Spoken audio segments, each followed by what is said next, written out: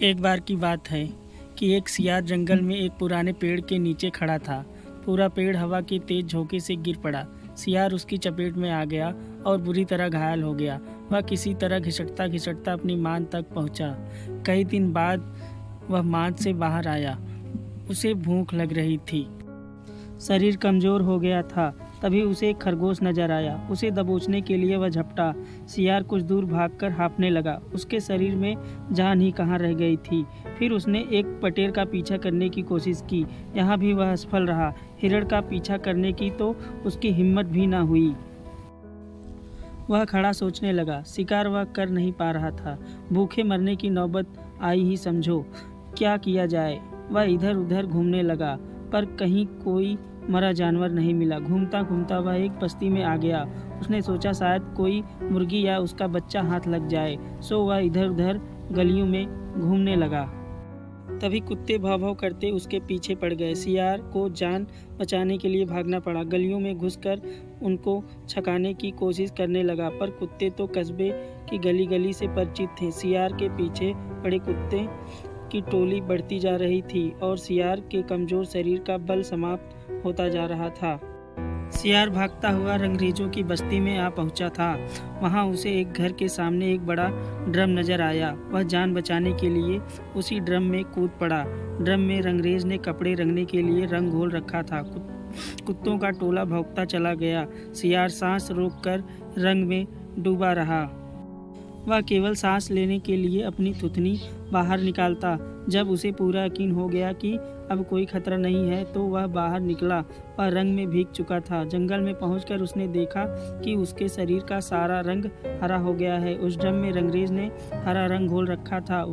उसके हरे रंग को जो भी जंगली जीव देखता वह भयभीत हो जाता।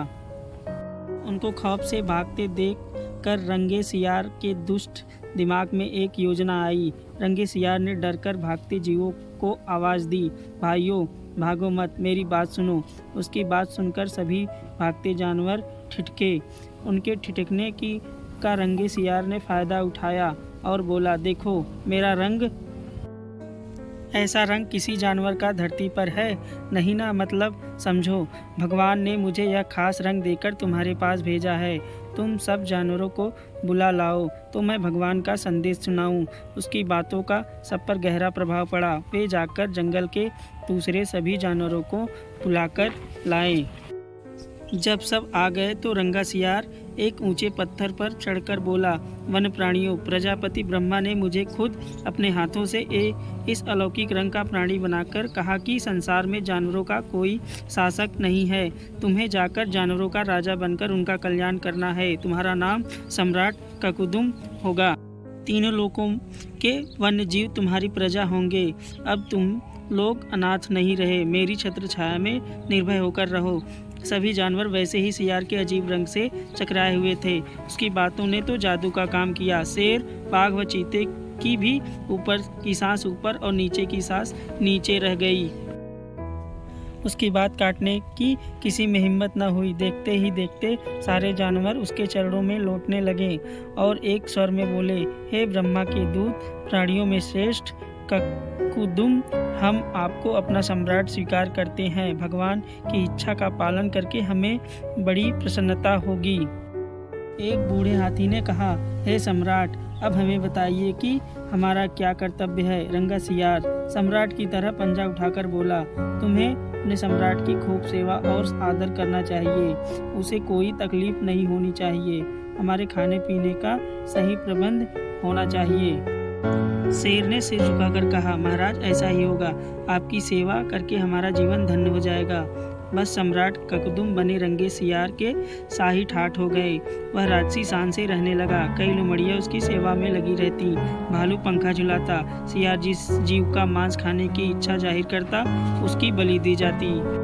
जब सियार घूमने निकलता तो हाथी आगे आगे सूंड उठाकर बिगुल की तरह चिघाड़ता चलता। दो शेर उसके दोनों और कमांडो बॉडीगार्ड की तरह होते। रोज ककुदुम का दरबार भी लगता।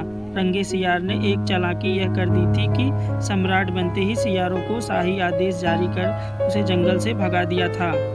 उसे अपनी जात के जीवों द्वारा पहचान लिए जाने का खतरा था। एक दिन सम्राट ककुदुम खूब खा पीकर अपने शाही मान में आराम कर रहा था कि बाहर उजाला देखकर उठा। बाहर आया तो चांदनी रात खिली थी। पास के जंगल में सियारों की टोलियां हुआसी की बोली बोल रही थीं। उस आवाज़ को सुनते ही ककुदुम अपना आपा खो बैठा। उसके अंदर के जन्मजात स्वभाव ने जोर मारा और वह भी मुंह चाँद की ओर उठाकर और सियारों के स्वर में मिलाकर हू हू करने लगा। शेर और बाघ ने उसे हू हू करते देख लिया।